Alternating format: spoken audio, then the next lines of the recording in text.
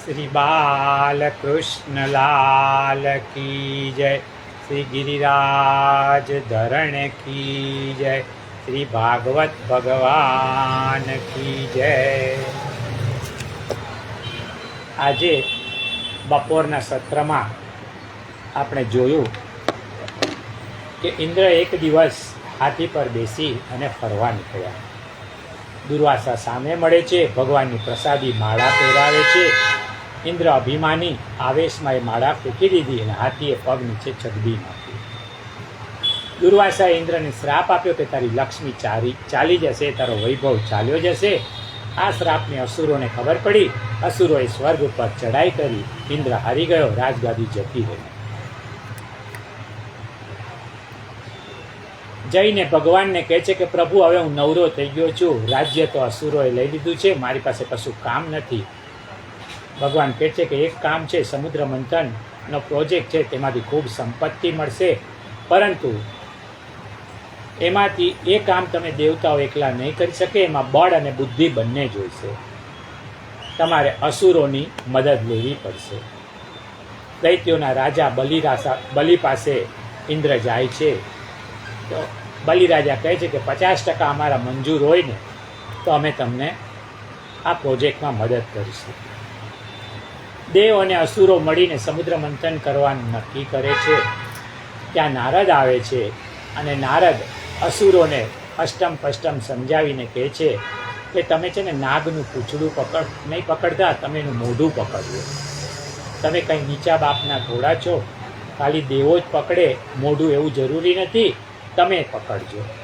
નારદની આ ચાલ હોય છે કે જો નાગના મોઢામાંથી વિષ નીકળે ને તો એ અસુરોને હેરાન પરેશાન ત્રાસ આપી દે.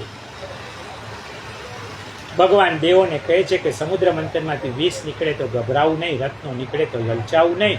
આવી શિખામણ માનશો ને તો અમૃત મળશે.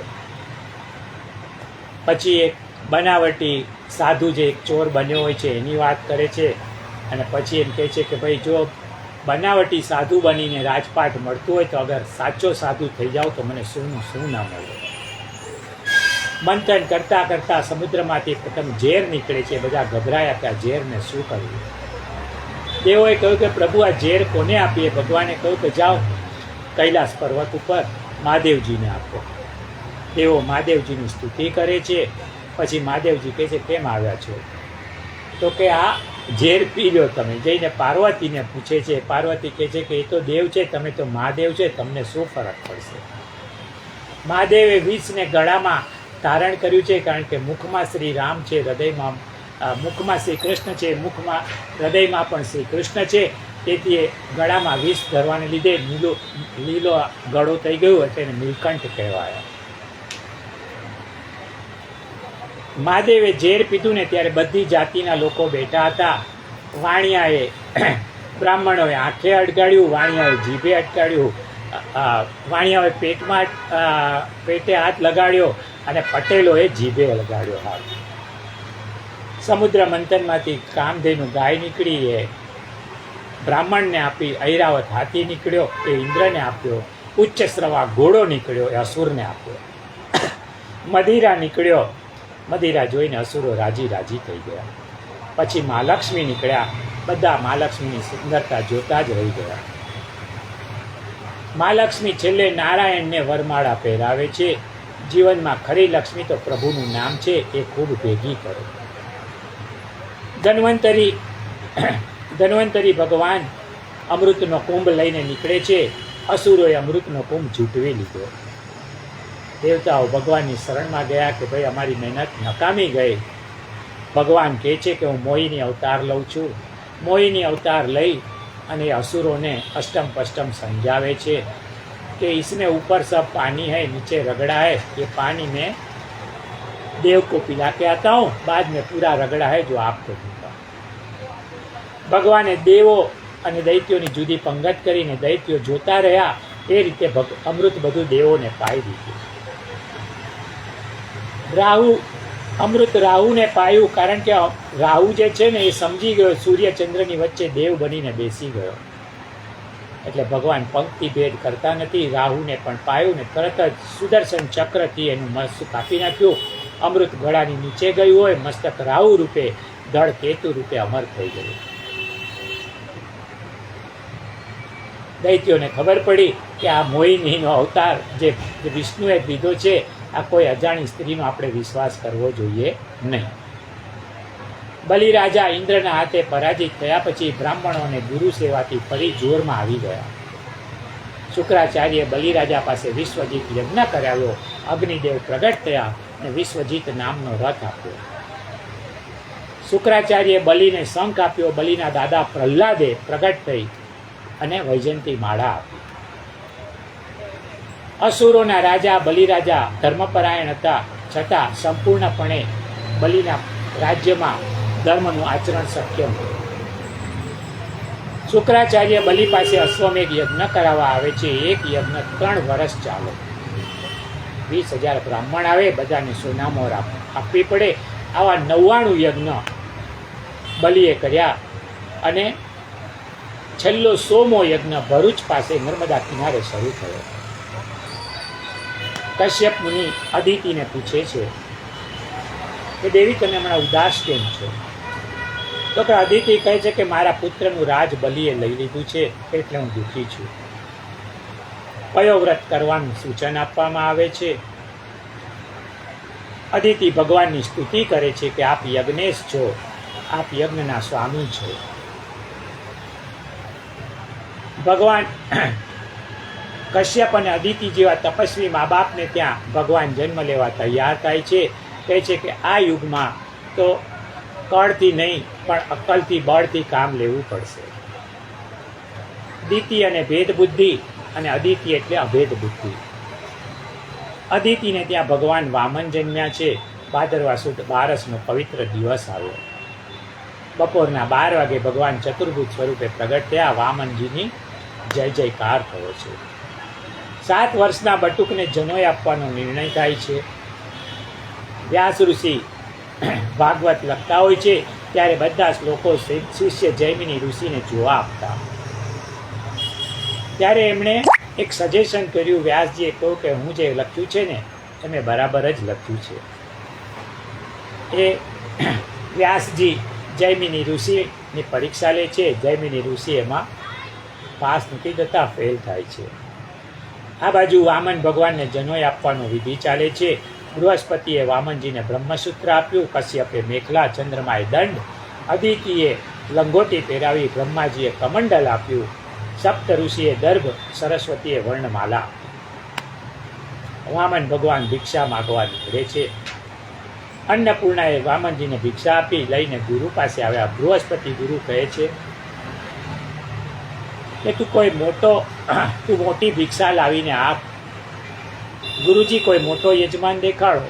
તો કે નર્મદા કિનારે બલિરાજા છે, ત્યાં જઈને એમની પાસેથી તું ભિક્ષા લઈ આવ. સ્નાન કરીને વામન ભગવાન બલિરાજાના યજ્ઞ મંડપમાં આવી રહ્યા છે. ત્યાં સુધી આપણે બપોરે વાંચ્યું. હવે આગળ બ્રાહ્મણો અને ખુદ શુક્રાચાર્ય આ તેજસ્વી બાળકને જોઈને ઊભા થઈ ગયા. બ્રાહ્મણો કહેવા લાગ્યા, સૂર્યનારાયણ પધારે છે. અરે કેટલાક તો વળી કહે છે કે આ તો સ્વયં અગ્નિદેવ છે. કોઈ કહે છે કે સનત કુમારોમાંના એક છે. આવા અનેક તર્ક વિતર્કો થવા લાગ્યા. ભગવાન તર્કથી સમજાતા નથી, પરંતુ શ્રદ્ધાથી સમજાય છે. મંડપમાં વામન ભગવાનના આવતાની સાથે સૌ બ્રાહ્મણો નિસ્તેજ થઈ ગયા. સૂર્યના ઉગવાથી તારા નિસ્તેજ થાય ને એ રીતે યજ્ઞનો અગ્નિ પણ નિસ્તેજ થઈ ગયો. એક બ્રાહ્મણે બલિને વધામણી આપી.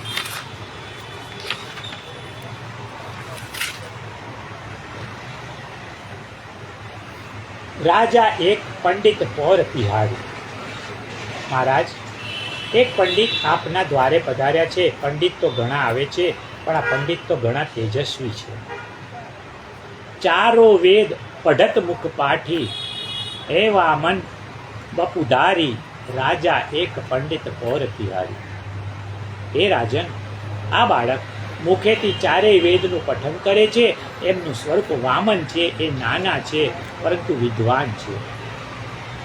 એમને 4 વેદ અને 6 શાસ્ત્ર કંઠસ્થ છે. એ કેટલી બધી ભાષાઓ જાણે છે, પશુ પક્ષીની ભાષા પણ જાણે છે. નગર કે સબ નર નારી મોહે અબ લગી અલ્પ આહારી, રાજા એક પંડિત પૌર તિહારી. આ દિવ્ય બાળકના દર્શન કરવા લોકો પડાપડી કરે છે. દર્શન કરવા જેવી વિભૂતિ છે. આ સાંભળી, આટલા બધા ગુણગાન સાંભળીને બલિરાજાને પણ દર્શન કરવાની ઈચ્છા થઈ. બલિ વામનની પાસે આવ્યા. સુની સુની બલિરાજા ઉઠી ધોએ, સુની સુની બલિરાજા ઉઠી ધાયે, આહુતિ યજ્ઞ વિસારી, રાજા એક પંડિત પૌર તિહારી. આવું સાંભળ્યું ને બલિરાજા દર્શન કરવા દોડ્યા છે. એમના ગુરુ શુક્રાચાર્યજી કહે છે કે હે રાજન, યજ્ઞ કાર્ય ચાલુ છે, અહીં આહુતિ આપો. રાજાએ કહ્યું કે ગુરુદેવ, મારા વતી મારા પ્રતિનિધિ તરીકે તમે આહુતિ આપો. બલિરાજા આવીને વામન ભગવાનના ચરણમાં પડ્યા, સાષ્ટાંગ દંડવત કર્યા અને બોલ્યા, ચલિએ વિપ્ર જહાં યજ્ઞ વેદી, બહુત કરી મન હારી, રાજા એક પંડિત પૌર તિહારી. મહારાજ ઊભા છો કેમ? ચાલો યજ્ઞશાળામાં, સિંહાસન પર બિરાજો. રાજાએ ખૂબ જ આદરપૂર્વક વિનંતી કરી છે વામનજીને. વામનજીએ સિંહાસન પર બેસવાની ના પાડી. એટલે ઉચકી અને વામનજીને બલિરાજાએ સિંહાસન પર બેસાડ્યા. સોનાની જારીજી, લોટી અને સોનાની કથરોટમાં કેસરના જળથી બલિરાજાએ વામન ભગવાનના પગ ધોયા. કેસરના જળથી પગ ધોવાથી રસ્તાનો થાક દૂર થાય છે. પહેલાના જમાનામાં મોટર ગાડી તો હતા નહીં. લોકો દૂર દૂર પગે ચાલીને જતા. વામન ભગવાન છેક બિહારથી ચાલતા આવી રહ્યા છે, તેથી તેમના ચરણ કેસરના પાણીથી ધોયા. વામન ભગવાનનું બલિરાજાએ પૂજન કર્યું ને પછી કહ્યું, જો માગો સો દેહુ તુરત હી, હીરા રત્ન ભંડાર, રાજા એક પંડિત પૌર તિહારી.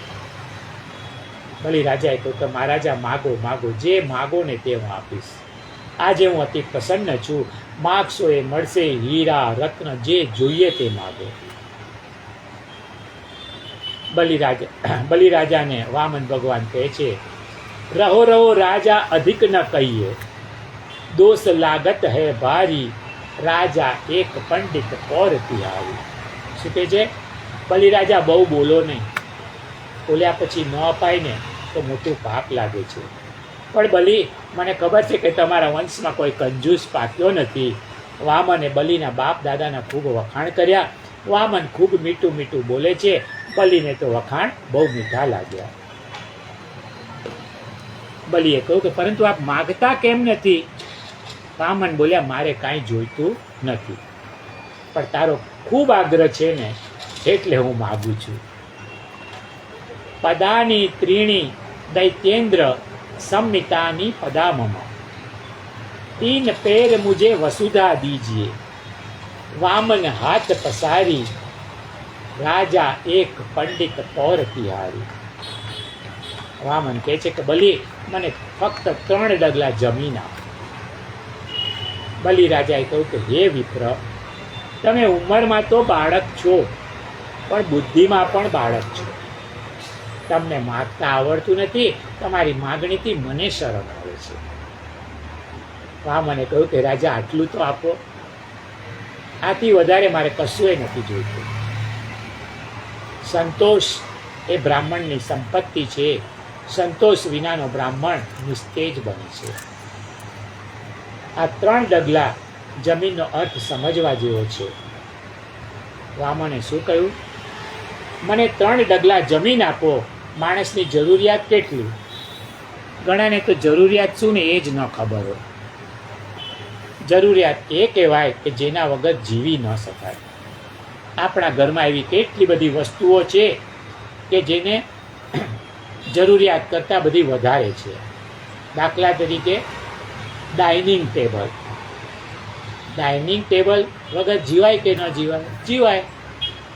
આ પાછા ડાઇનિંગ ટેબલમાં પણ કેટલા પ્રકાર આવે. કોઈ ચોરસ આવે, કોઈ ગોળ આવે, કોઈ ફરતું રિવોલ્વિંગ. આ બધું ન હોય ને તો પણ ચોક્કસ જીવી શકાય. ફ્રીજ વગર જીવાય કે નહીં? જીવાય. પણ આ તે કરીને આપણે ઉપાધિ ઊભી કરીએ છીએ. માણસને જીવવા માટે 3 વસ્તુ જોઈએ, એક રોટી, કપડાં અને મકાન. આને જરૂરિયાત કહેવાય. ખાવા માટે અન્ન તો જોઈએ, એના વગર ન જીવાય. પણ આજે ખાવામાં પણ લોકો સાદું ભોજન મૂકીને આગળ વધી ગયા છે. પંજાબી ડીશ, જાપાનીઝ ડીશ, થાઈલેન્ડની ડીશ, ચાઇનીઝ ડીશ, મદ્રાસી, આવી જાત જાતની ડીશો ઊભી કરી છે. આ બધી ડીશોના ચસ્કા માટે રૂપિયા જોઈએ, નોટ મેળવવા માટે દોડાદોડી, બ્લડ પ્રેશર, ડાયાબિટીસ, એસિડિટી જેવા અનેક રોગોના ભોગ બનવું પડે. બાકી અન્ન તો સીધું સાદું ખીચડી ને શાક, રોટલો ને શાક મળે ને એટલે બહુ થઈ ગયું, ઉપરથી છાશ મળે. પણ એટલામાં આપણને સંતોષ નથી. આ બધા શોખ કરવા હોય ને તો દુઃખી થવું પડે. કપડાં, અરે ધોયેલું સ્વચ્છ કપડું મળે ને તો ભયો બહુ થયું. પણ ના, એમાં પણ 6 મહિને તો ફેશન બદલાય. ઘણી વાર તો કપડાં કરતાં સિલાઈ મોંઘી હોય. આ બધું છે ને બિનજરૂરી છે. ત્રીજું, રહેવા માટે મકાન તો જોઈએ. મકાન એ જરૂરિયાતની ચીજ છે, પરંતુ આજે લોકો મકાનોની પાછળ ગાંડા થયા છે. એમાં ડ્રોઈંગ રૂમ જોઈએ, એમાં ડાઇનિંગ રૂમ જોઈએ, એમાં ડ્રેસિંગ રૂમ જોઈએ, એમાં કિચન જોઈએ, એમાં બેડરૂમ જોઈએ, એમાં માસ્ટર બેડરૂમ જોઈએ, રીડિંગ રૂમ જોઈએ, ચિલ્ડ્રન રૂમ જોઈએ, અરે બાર ડેક જોઈએ, જાત જાતના રૂમો, જાત જાતના ફર્નિચરો, અને એ બધું સજાવવા માટે ઇન્ટિરિયર ડેકોરેટર, જાત જાતના ગાલીચા, પડદા, એર કન્ડિશનર વગેરે જોતા જ રહી જાઓ. એટલી ફેશનો, ભપકા અને એના માટે ખર્ચા. આ ખર્ચને પહોંચી વળવા માટે પાછી દોડાદોડ, આ બધું ચાલ્યા જ કરે. પરંતુ માણસની ખરેખર 3 જરૂરિયાત તો રોટી, કપડાં ને મકાન છે. એ 3 જરૂરિયાતો ધરતી પૂરી પાડે છે. તેથી વામન ભગવાને 3 ડગલા પૃથ્વી માંગી છે. શુક્રાચાર્ય વામન ભગવાનને નીરખીને જોઈ રહ્યા છે. એમને કહ્યું કે આ બીજો કોઈ નહીં, આ તો પેલો વિષ્ણુ જ છે. વામન બનીને આજે મારા યજમાનને ખંખેરવા આવ્યો છે. મારે મારા યજમાનને સાવધાન કરવો જોઈએ. શુક્રાચાર્ય કહે છે કે આ તો એરિયલ જેવો છે, જેટલું ખેંચશો ને એટલો ખેંચાતો જશે. શુક્રાચાર્યએ બલિરાજાને કહ્યું કે બલિ, તું આને ઓળખે છે? આનો પરિચય હું તને આપું. આ જેટલો બહાર દેખાય છે ને એના કરતાં 1000 ગણો અંદર છે. એની મીઠી મીઠી વાતોમાં તું ભૂલવાઈ નહીં જતો. એને તું આંગળી આપીશ ને તો એ પહોંચું પકડશે, તને નીચોવી નાખશે, ખંખેરી નાખશે. એને તું ના પાડી દે, કહી દે કે હું તને 3 ડગલા જમીન નહીં આપું. બલિએ કહ્યું, ગુરુદેવ, જેના દરવાજે આખી દુનિયા ભીખ માગે છે, એ સ્વયં પોતે મારે ઘેર આજે ભિક્ષુક બનીને આવ્યો છે. મને તક મળી છે અને એકવાર બ્રાહ્મણના દીકરાને મેં કહ્યું કે હું તને આપીશ, અને હવે ફરી જાઉં ને તો અસત્ય બોલવાનું મને પાપ લાગે. એટલા ઉચ્ચ વિચારો છે બલિરાજાના. બલિની આ ખાનદાની છે. શુક્રાચાર્યએ કહ્યું કે બલિ, તું આને ઓળખતો નથી, પણ હું ઓળખું છું. આ કોઈ વિપ્ર નથી, આ તો વિષ્ણુ છે. બહુ ડાયો નહોતા. એક સિદ્ધાંત સમજી લે, અમુક સમયે જુઠ્ઠું બોલવામાં પાપ નથી. બલિએ પૂછ્યું, કયા સમયે જુઠ્ઠું બોલવામાં પાપ ન લાગે? શુક્રાચાર્ય કહે છે કે ધર્મને નુકસાન થાય એવા ઈરાદાથી આવેલ માણસની સમક્ષ, કંજૂસ સમક્ષ અને લોભી યાચકની સમક્ષ જૂઠું બોલવામાં કોઈ પાપ નથી. કેટલાક માણસોના પેટમાં વાત ટકે નહીં, વિવાહની વર્ષી કરાવે એવા સામાન્ય માણસની આગળ થનારા અનિષ્ટને રોકવા માટે સત્ય હકીકતને છુપાવવામાં અથવા તો અર્થાંતર કરીને કહેવામાં કોઈ પાપ નથી. બીજું, વિવાહે ચ, લગ્નમાં પણ જૂઠું બોલવામાં પાપ નથી. લગ્ન પ્રસંગે બહેનો ગીત ગાય છે, ફટાણા ગાય છે, એમાં એક પણ શબ્દ સાચો હોતો નથી. પણ આ તો વિનોદ છે, રમૂજ છે. વિનોદમાં, રમૂજમાં જૂઠું બોલવામાં અને ખાસ કરીને લગ્ન જેવા પ્રસંગમાં પાપ નથી. અને ત્રીજું, લોભી યાચકની સામે જ્યારે સર્વસ્વ જવાબ એટલું હોય ને તો એને બચાવી લેવા માટે જુઠ્ઠું બોલવામાં કોઈ પાપ નથી.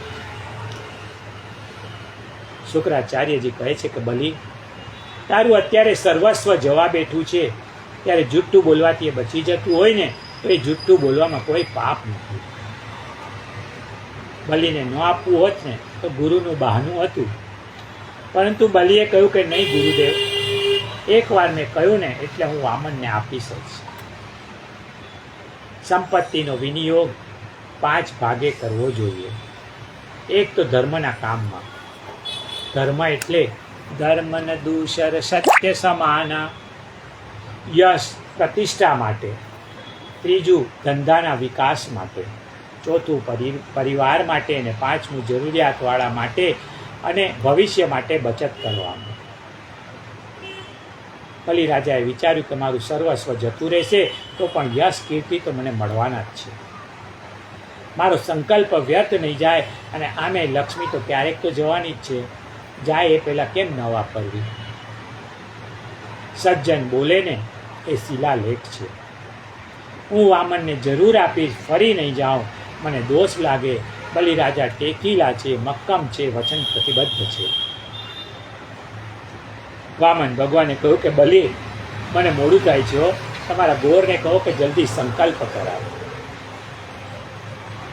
બલિરાજાએ શુક્રાચાર્યને સંકલ્પ કરાવવા કહ્યું, પણ શુક્રાચાર્ય સમય વિતાવે છે, સંકલ્પ કરાવતા નથી. આ જોઈને વામને કહ્યું, બલિરાજા, હું બ્રાહ્મણ છું, મને સંકલ્પ કરાવતા આવડે છે. અને વામન ભગવાને સંકલ્પ કરાવવા જેવી હાથમાં જારી પકડીને અને બોલ્યા, વિષ્ણુ વિષ્ણુ વિષ્ણુ, પણ જારીના નાળચામાંથી પાણી બહાર આવતું નથી. સંકલ્પ થાય કઈ રીતે? શુક્રાચાર્ય યોગી છે, એકદમ નાનું સૂક્ષ્મ રૂપ લઈ જારીના નાળચામાં જઈને ભરાઈને બેઠા છે, પાણીને રોકી દીધું. વામન ભગવાને કહ્યું કે બલિરાજા, આ જારીના નાળચામાં કદાચ કચરો ભરાઈ ગયો છે. એમ કહીને એક દર્ભની સળી લઈ અને નાળચામાં ખોસી અને શુક્રાચાર્યની એક દુકાન બંધ થઈ ગઈ. એક આંખ શુક્રાચાર્યની ફૂટી ગઈ. ગુરુએ સંકલ્પ કર્યા વિના જ ભગવાનને આપી દીધી. શુક્રાચાર્ય નાળચામાંથી બહાર આવ્યા અને બોલ્યા, લેવે કોઈ, દેવે કોઈ, અને શુક્ર એ દ્રષ્ટિ ખોય. આમાંથી સાર એ લેવાનો કે કોઈને સારું કામ કરતા રોકવા નહીં. જારીમાં પાણી લઈને સંકલ્પ થઈ રહ્યો છે. લેકર ઉદક સંકલ્પ કિન્હો, વામન દેહ પસારી, રાજા એક પંડિત પોર તિહારી.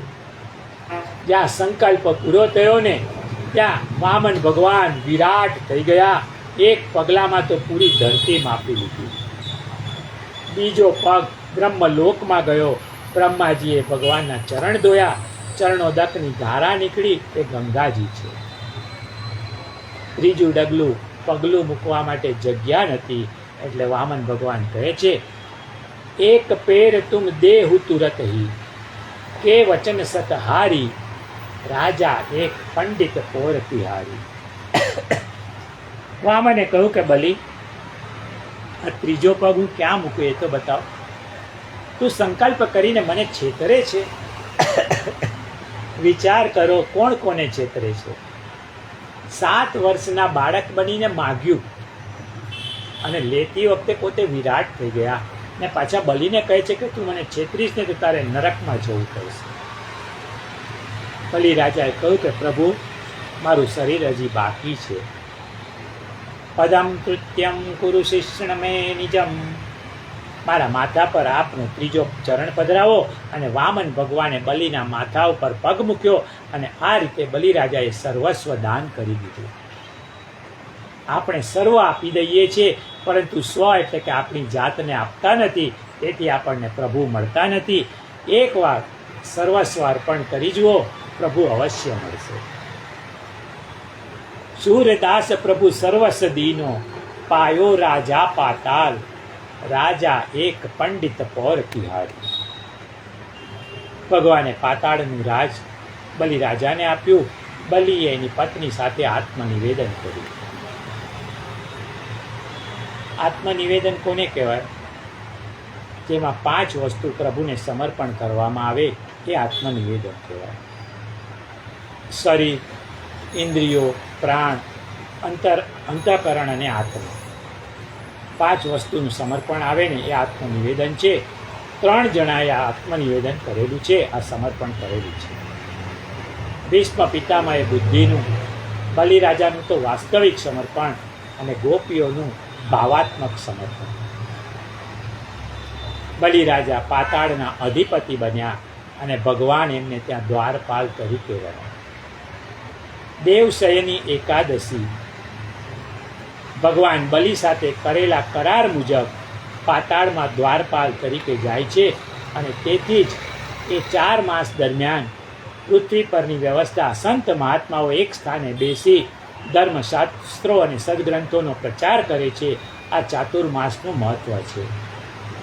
પછી જ્યારે કારતક 11 આવે ને, દેવ ઉઠી એકાદશી, ત્યારે ઠાકોરજી પાછા પધારે છે. એટલે તો આ 4 મહિનામાં કોઈ લગ્ન પ્રસંગ ન હોય, કોઈ શુભ પ્રસંગ ન હોય. કારણ કે ઠાકોરજી પૃથ્વી પર હાજર જ નથી. આપણે કોઈ પણ પ્રસંગ કરીએ તો ઠાકોરજીને આમંત્રણ આપીએ, નિમંત્રણ આપીએ કે તમારે તો આવવાનું જ છે. પણ ઠાકોરજી પૃથ્વી પર નથી તો તમારા પ્રસંગમાં આવે નહીં. તેથી આ 4 મહિના દરમિયાન કોઈના લગ્ન પ્રસંગે કોઈ શુભ કાર્ય થતા નથી. કથા વાંચન થતું હોય, એ બધું ચાલુ હોય. આ ચાતુર્માસનું મહત્વ છે. કથાનો સાર એ છે કે દરેક મહાન વ્યક્તિ પહેલાં વામન હોય છે. આપણા નરેન્દ્રભાઈ મોદી જે છે વડાપ્રધાન, એ સૌથી નાના કદના એક કાર્યકર્તા હતા. સત્કર્મ અને મહેનતથી આજે ભારતના વડાપ્રધાન પદે બિરાજે છે. મહાન બન્યા. બીજ નાનું હોય છે પણ વૃક્ષ બને છે. નાના થવામાં મજા છે. લઘુતા સે પ્રભુતા બઢે, પ્રભુતા સે પ્રભુ દૂર. ચીટી શક્કર ખાત હૈ, હસ્તી ફાકત ધૂળ. મોટો કોણ? જેનામાં નાનું કામ કરવાનું સંકોચ ન હોય ને, એ માણસ મોટો છે. નારદજી વૈકુંઠમાં ગયા. લક્ષ્મીજી ઉદાસ હતા, ભગવાનને જોયા નહીં. નારદે પૂછ્યું કે આ બધું શું છે? ભગવાન કેમ દેખાતા નથી? આપ ઉદાસ છો? લક્ષ્મીજીએ કહ્યું કે કયા વિના ક્યાંક ચાલ્યા ગયા છો, ક્યાં છે એની ખબર નથી. નારદ, તમે તો સમસ્ત બ્રહ્માંડમાં વિચરો છો, જાણતા હો તો કહો. નારદે કહ્યું કે ભગવાને છે ને ઓલા બલિને ખંખેરી લીધો અને હવે એના દ્વારપાલ તરીકે પાતાળમાં એના છડીદાર બનીને ઊભા છે. લક્ષ્મીજી પાતાળમાં ગયા. ભગવાન ઊભા હતા. વિચારે છે કે આમને હવે છોડાવવા કેવી રીતે. યુક્તિ સૂજી. બળેવનો દિવસ હતો. બહેન બનીને હાથમાં રાખડી લીધી, બલિના દ્વારમાં પ્રવેશ કર્યો. જતી વખતે ભગવાનને કહે છે કે બીજી વાર આવું કરશો ને તો છોડાવવા આવીશ નહીં. બલિને રાખડી બાંધી અને માગણી કરી, તમારા દ્વારપાલને મને આપી દો. અને લક્ષ્મીજી ભગવાનને લઈને વૈકુંઠમાં ગયા. ભગવાનની પાસે બ્રહ્મા આવ્યા અને કહ્યું કે પ્રભુ, તમે બલિનું બધું લઈ લીધું? ભગવાને કહ્યું કે જેના પર હું કૃપા કરું ને એનું બધું લઈ લઉં છું, તો જ મને ભજશે. પૈસા બહુ ખરાબ વસ્તુ છે. એ જેની પાસે હોય ને એને મદોન્મત્ત બનાવી દે છે. મને ભૂલી જાય છે, તેથી એની લક્ષ્મી તો હું પહેલાં લઈ લઉં છું. એકવાર ભગવાન અને લક્ષ્મીજી બેમાંથી કોણ મોટું ને એ નક્કી કરવા નીકળ્યા.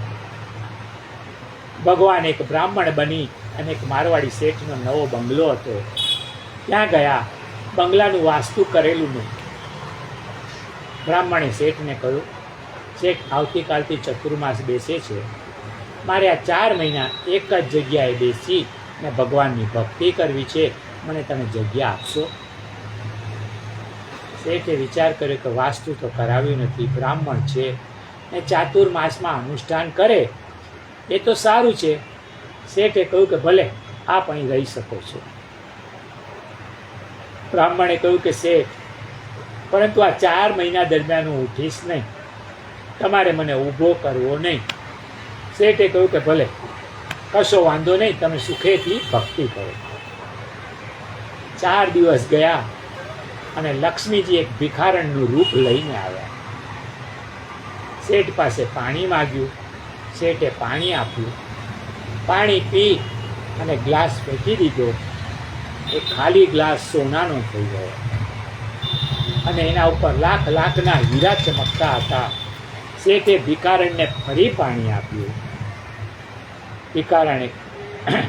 ભિખારણે કહ્યું કે આ પાણી કામ નહીં લાગે, એમાં કચરો છે. પાણીનો ગ્લાસ ફેંકી દીધો. એ પણ સોનાનો થઈ ગયો, હીરા જડિત થઈ ગયો. શેઠે ત્રીજો આપ્યો. ત્રીજો પણ ગ્લાસ ફેંકી દીધો. આમ 8 ગ્લાસ ફેંક્યા, બધા જ સોનાના અને હીરા જડિત થઈ ગયા. શેઠે વિચાર્યું કે આ બાઈનો હાથ અડકે છે અને ગ્લાસ સોનાના થઈ જાય છે. એણે વિચાર્યું કે આ બાઈને તો ઘરમાં રાખવા જેવી છે, માલામાલ કરી દેશે.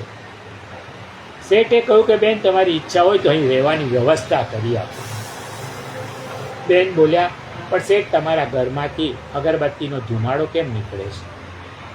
શેઠે કહ્યું કે બ્રાહ્મણ ચતુર્માસ કરવા રોકાયા છે. બહેને કહ્યું કે જ્યાં બ્રાહ્મણ હોય ને ત્યાં હું નહીં રોકાઉં, એ મહારાજને પહેલાં કાઢો. શેઠે કહ્યું કે પણ મેં એને ચતુર્માસ સુધી રોકાવા માટે હા પાડી છે. બેન બોલ્યા, તો હું આ ચાલી, મને રોકવી હોય ને તો આ બ્રાહ્મણને પહેલાં બંગલામાંથી બહાર કાઢો. શેઠે બ્રાહ્મણની પાસે જઈને કહ્યું, મહારાજ, તમે અનુષ્ઠાન માટે કોઈ બીજું ઘર શોધી લો, પણ શેઠ, હું તો તમને કહીને બેઠો છું કે હું 4 મહિના સુધી ઉઠીશ નહીં અને આમ અધવચ્ચે મને ઉઠાડો છો. શેઠે કહ્યું કે જો મહારાજ, આ ઘર મારું છે, સીધી રીતે નહીં નીકળો તો દંડો મારીને કાઢવા પડશે, એના કરતાં ઈમાનદારીથી ઇજ્જતથી નીકળી જાઓ. બ્રાહ્મણ પોતી લઈને ચાલ્યા ગયા અને લક્ષ્મી પણ ભગવાનની પાછળ ચાલી ગયા. આ લક્ષ્મીનો પ્રભાવ છે. અરે ભલાને ખટા ખવડાવી દો. ભગવાન એક રૂપે બલિરાજાને ત્યાં અને બીજા રૂપે પાછા વૈકુંઠમાં ગયા. વામન ચરિત્રમાંથી બોધ એ લેવાનો કે દુનિયામાં મોટો કોણ?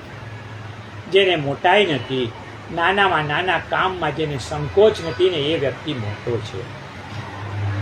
જુઓ, ભગવાન કરતાં કોઈ મોટું નથી અને ભીખ જેવું બીજું કોઈ નાનું કામ નથી. પણ ભક્તો માટે નાનું કામ કરતાં પણ ભગવાન શરમાયા નથી, અચકાયા નથી.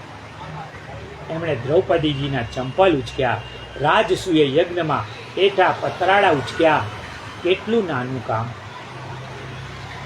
ભગવાનને માગવું પડ્યું, નાના થવું પડ્યું. બીજું, વામનમાંથી ભગવાન વિરાટ બન્યા.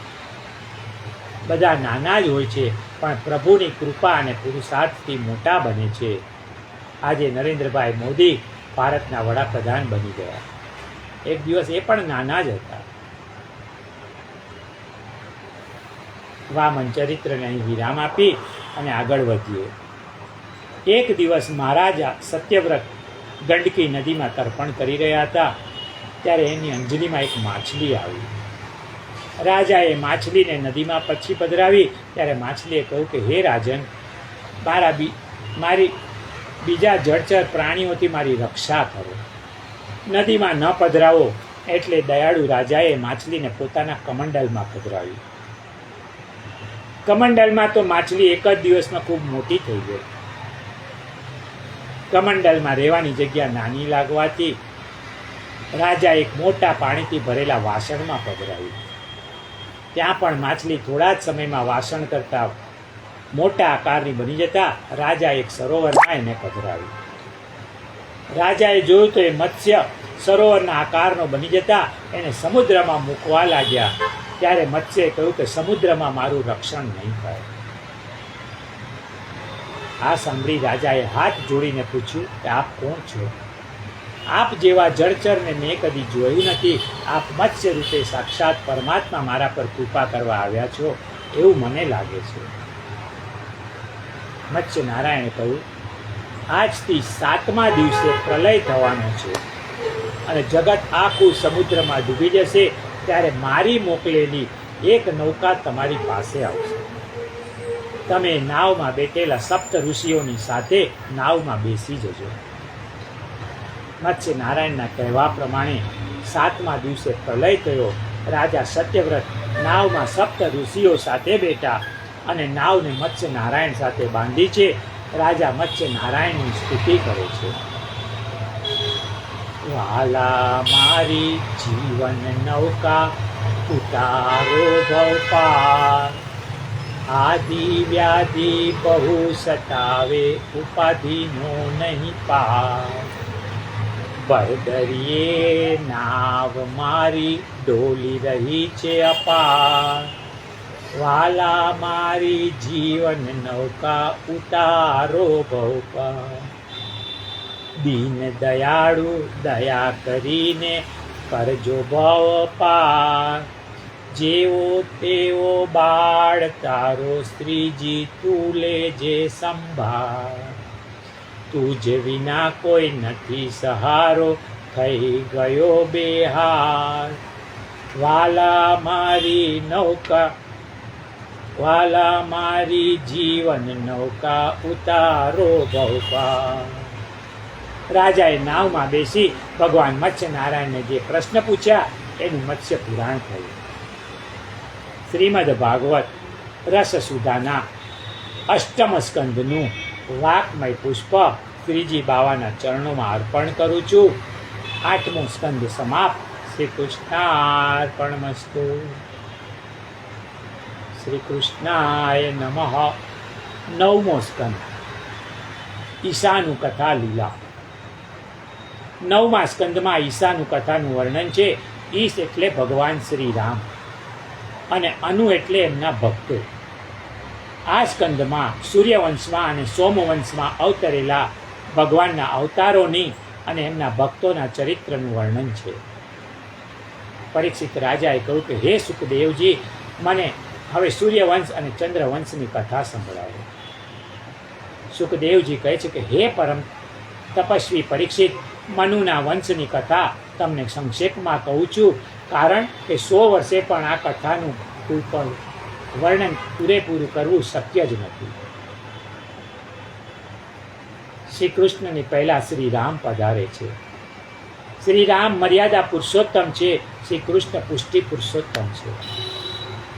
ભગવાન શ્રી રામ બપોરના 12 વાગે જ્યારે સૂર્ય પ્રતાપી હોય ને ત્યારે પધાર્યા છે. 12 વાગે સૂર્યની સામે આપણે આંખ પણ મિલાવી શકીએ નહીં. શ્રી કૃષ્ણ તો રાત્રિના 12 વાગે પધાર્યા છે.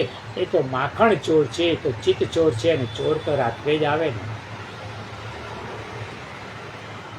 મનુવંશમાં શ્રાદ્ધદેવ નામના મનુ મહારાજને કોઈ સંતાન નથી. એમણે એમના કુલગુરુ વશિષ્ઠ મુનિ પાસે પુત્ર કામેષ્ટિ યજ્ઞ કરાવ્યો, પરંતુ મનુના પત્ની શ્રદ્ધા દેવીને પુત્રી જોઈતી હતી.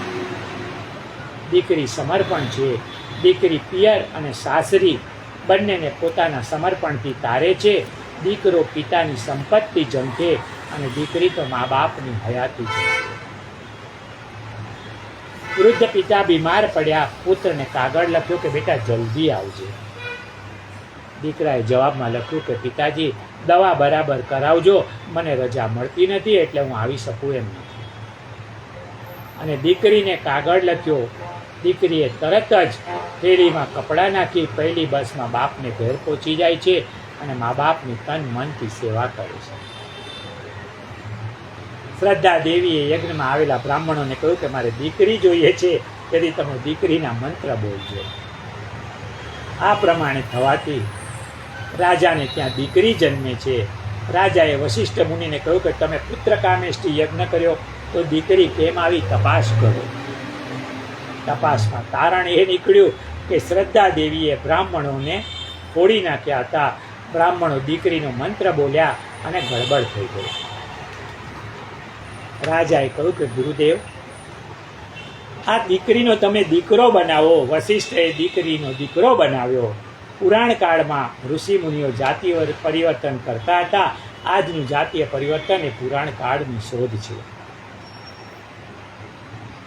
મનુ મહારાજે દીકરાનું નામ સુદુમ્ન કુમાર રાખ્યું, પણ નસીબ તો 2 ડગલા આગળ હતું. સુધુમ્ન કુમાર એક દિવસ શિકાર કરવા વનમાં ગયા. ત્યાં મહાદેવ અને પાર્વતીજીનો પ્રતિબંધિત આશ્રમ હતો. સુધુમ્ન કુમાર એમાં પ્રવેશ્યા અને પાર્વતીના શ્રાપથી એ સ્ત્રી બની ગયા. એક ભાઈ એકલા હતા, આળસુ તો હતા જ, પાછું રાંધતા કાંઈ આવડે નહીં. કોઈની પાસે ખીચડી બનાવવાનું શીખી ગયા. રોજ ખીચડી બનાવે ને ખીચડીથી ચલાવે.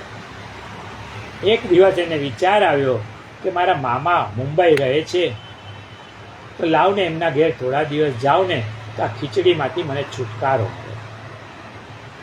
મુંબઈ ગયા, મામાને ત્યાં પહોંચ્યા. મામા ખૂબ રાજી થયા. જમવાનો સમય થયો. ભાણીઓ વિચાર કરે છે કે આજે તો મામાના ત્યાં ઘણા વર્ષો પછી આવ્યો છું, માલ પાણી કાંઈક તો ખાવા મળશે. પણ નસીબ 2 ડગલા આગળ. જમવા બેઠા, થાળી આવી અને રસોડામાંથી મામા જાતે જ ખીચડીની તપેલી લઈને બહાર આવ્યા. કહે છે કે ભાણાભાઈ, આજે તમારા મામી પિયર ગયા છે, મને બીજું કાંઈ બનાવતા આવડતું નથી, એટલે 2-4 દિવસ આપણે ખીચડી પર જ ચલાવવાનું છે. નક્કી કર્યું છે તો તું ક્યાં એમાંય પારકો છે. ભાણાએ વિચાર કર્યો કે આ 400-500 કિલોમીટર ભાડું ખર્ચીને આવ્યો, પણ આ ખીચડીએ મારો પીછો ન છોડ્યો. નસીબની આ બલિયારી છે, નસીબ 2 ડગલા આગળ. સુધુમ્ન કુમાર જે ઘોડા પર બેઠો હતો ને, એ ઘોડો પણ ગોળી થઈ ગયો અને સાથેના સૈનિકો બધા સ્ત્રી બની ગયા. હવે આ સ્ત્રી બનેલા સુધુમ્ન કુમારનું નામ ઈલા રાખવામાં આવ્યું. ઈલા એની સાથેની સ્ત્રીઓ સાથે જંગલમાં ફરતી હતી. ત્યાં વળી ચંદ્રના પુત્ર બુધે એને જોઈને એની સાથે લગ્ન કરવાની ઈચ્છા વ્યક્ત કરી અને ઈલા બુધની પત્ની તરીકે ત્યાં રહી.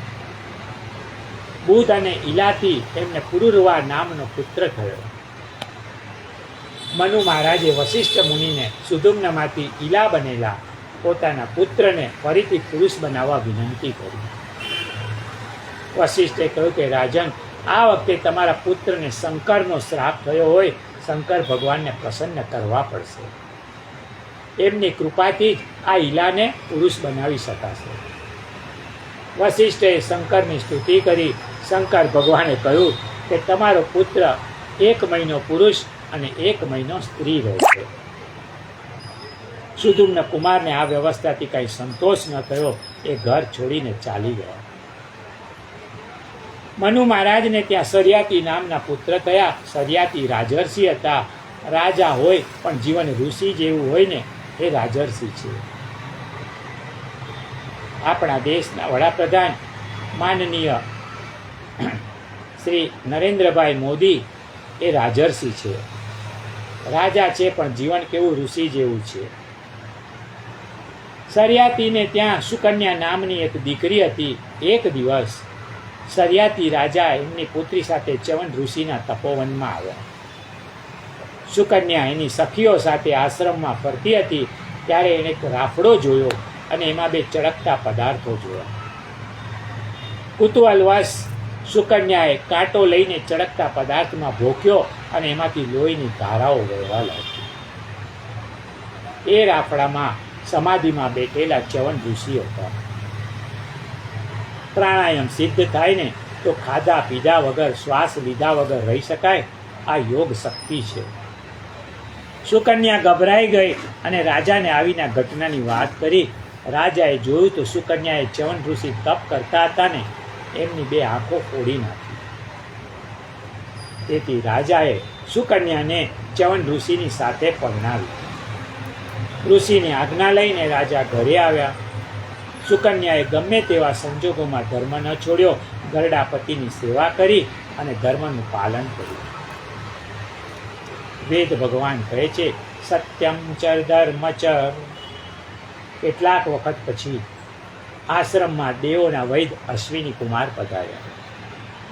અશ્વિની કુમારોએ ચ્યવન ઋષિને નવી આંખો બેસાડી આપી.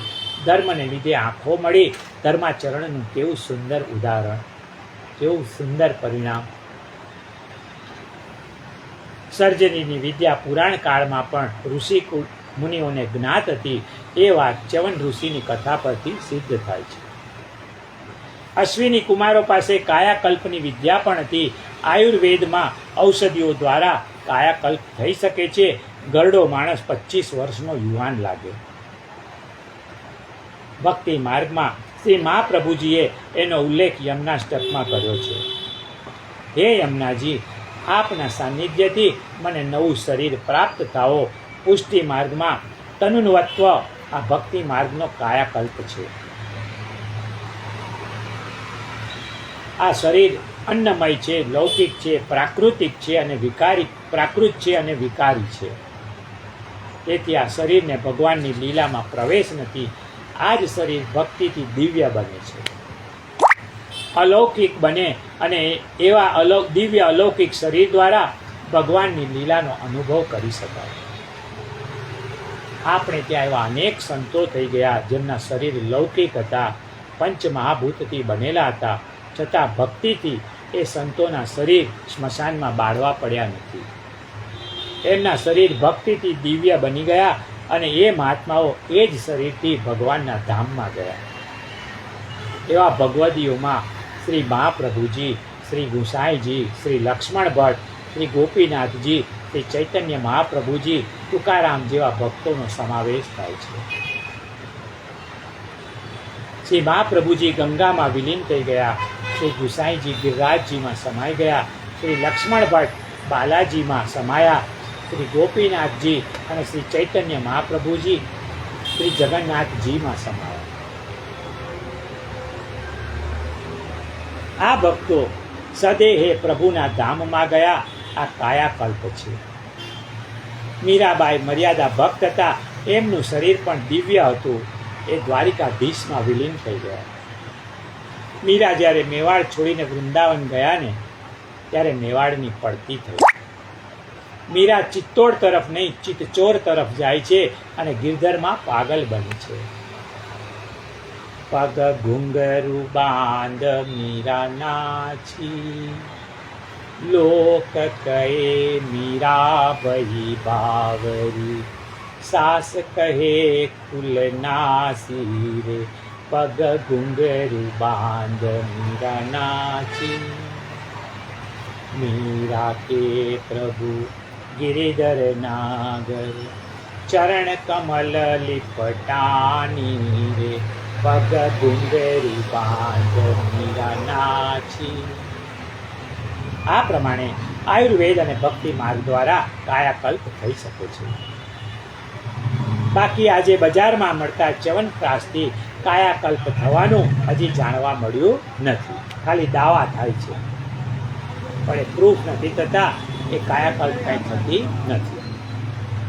ચ્યવન ઋષિનો કાયાકલ્પ ચોખ્ખું અનાજ, ચોખ્ખું પાણી, ચોખ્ખી હવા અને ચોખ્ખી ઔષધિથી થયું. આજે એ બધું દુર્લભ છે. કાયાકલ્પ થાય ક્યાંથી?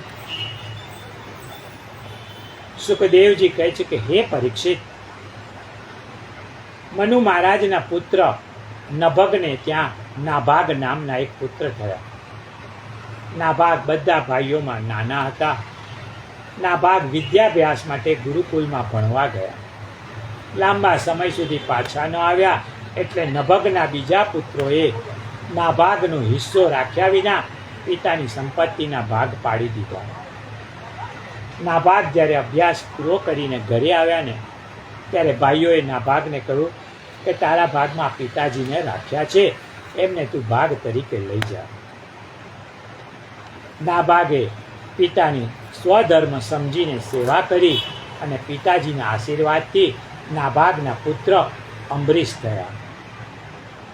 આજે આ સત્રને આપણે અહીં વિરામ આપશું.